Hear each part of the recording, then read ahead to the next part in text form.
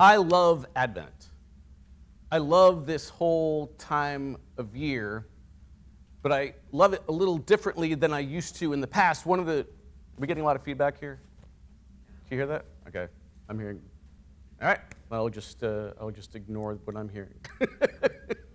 I love it a little differently than I used to, though. I used to because of the anticipation of Christmas, the big parties, the lots of fun, the people gathering, the sometimes even maybe a big present, which is always nice here every once in a while. But the thing is with Advent, it doesn't start with the angels and the shepherds. It doesn't start with kings bringing gifts and bringing everything along here. It starts with longing. It starts with longing. Some people longing for answers to unanswered prayers. Some people longing for a change in a world that desperately needs it. Sometimes longing for walls that seem to be crashing in, to be torn apart. Some to move mountains. Mountains that may be blocking your path or may be weighing on your shoulders so heavily that you're just feeling like you are bent over. Can anybody here today relate to any of those longings today? Hopefully many of you don't, but if you do, then you're in luck, because that is what Advent is for. It's for that longing. So let's see what the scriptures have in store for us today, starting with Isaiah. And Isaiah starts, "Oh, that you would tear open the heavens and come down." It's not, "Excuse me, God, come here a second. I just need to hang out." "Oh, that you would tear open the heavens and come down so that the mountains would quake." The mountains would quake. Isaiah yearning, "God, please come down here. We are hurting. We are in a place where our prayers are not being answered. We are in a place where we are desperate. We need mountains moved. We need mountains moved."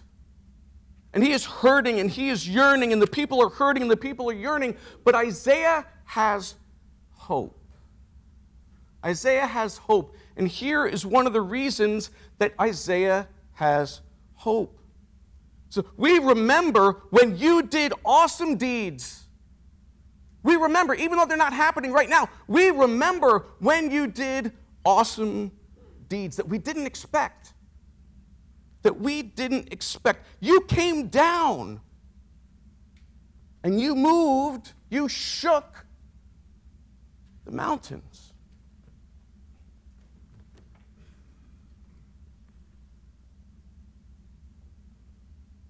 When you are feeling the chaos coming in all around, Isaiah is saying, hold on to this. It's not going to make it all go away, but it's going to help you in the midst of that longing. It's going to help you in the midst of that longing. And Paul, in Paul's letter to the Hebrews, says, "So let us hold fast to the confession of our hope." Hold fast to it. Let us hold fast to the confession of our hope without wavering, for he who has promised is faithful. Even though we don't see it now, he who has promised is faithful. Hold on to that hope. Don't just look at it. Don't just think about it. Hold on to it. Like Doreen was showing us earlier in the children. Hold on to that. Hold on to this. It doesn't make all of this go away. It still may feel like it's seizing on you, but this will put some of it aside. This will put some of it aside as you are waiting for that thing that you were longing for to eventually come true, because God is faithful. And then Paul continues, "And let us consider how to provoke one another," but not like we're used to provoking one another.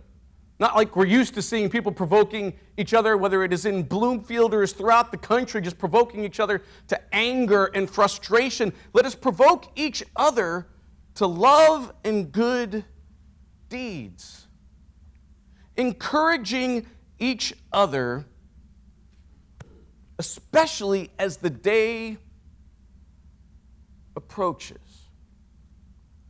So Paul is saying, yes, do this, but don't just do this alone.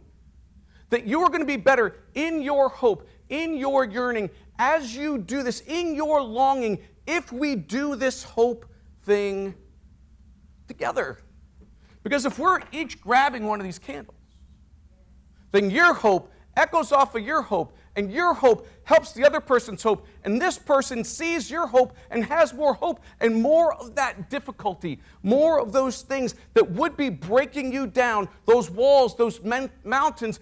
This light echoes off of each person who holds onto hope. Each who holds on to hope. But what is this day they're talking about, especially on that day?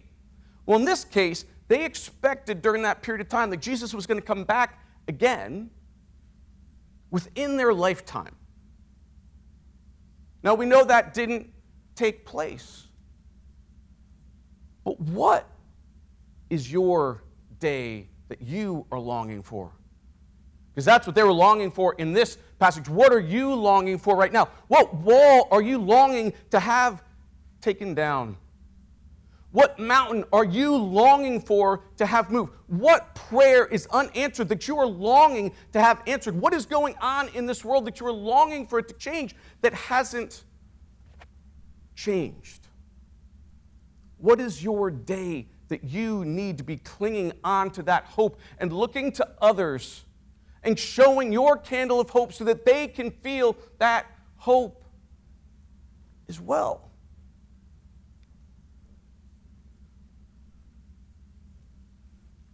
One of the things about Advent, it's not an intellectual time.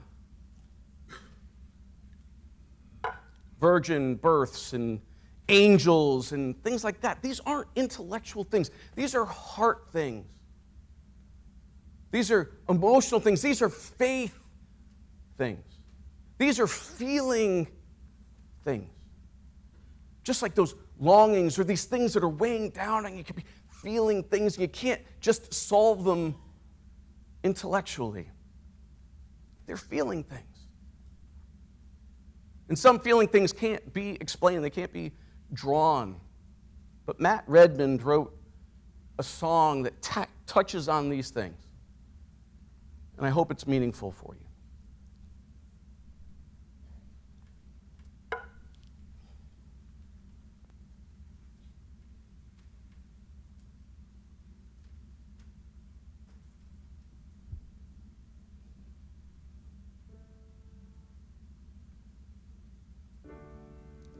Walking around these walls,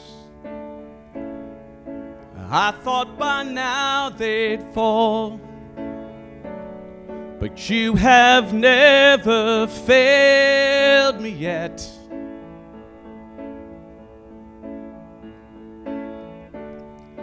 Waiting for change to come, knowing the battle's won. For you have never failed me yet.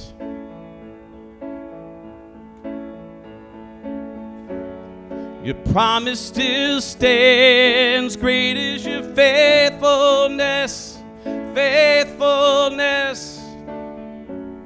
I'm still in your hands. This is my confidence. You've never failed me yet.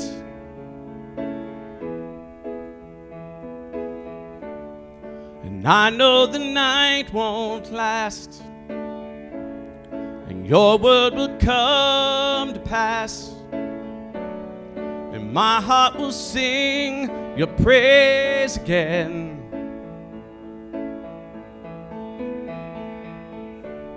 And Jesus, you're still enough.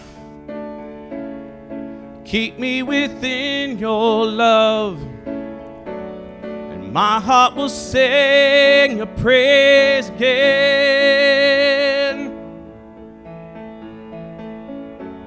Your promise still stands. Great is your faithfulness, faithfulness. I'm still in your hands.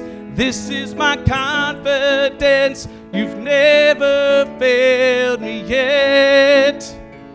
Never failed me yet. And I've seen you move. You move mountains, and I believe I see you do it again. You made a way where there was no way, and I believe I see you do it again. I've seen you move.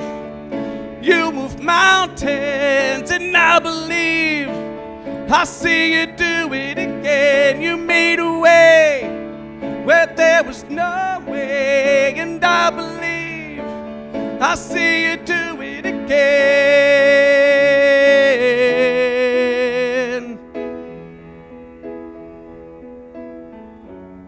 'Cause your promise still stands.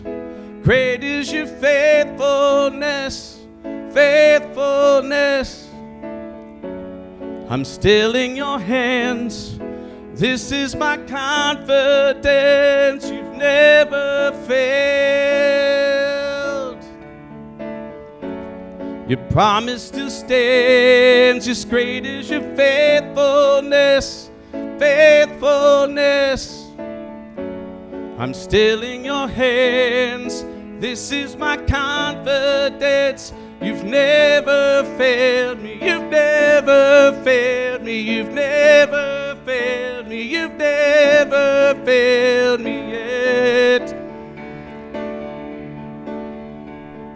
And I will never, no, I will never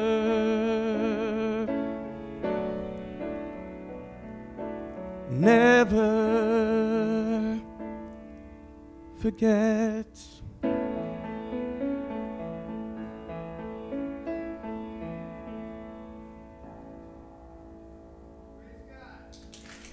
Amen.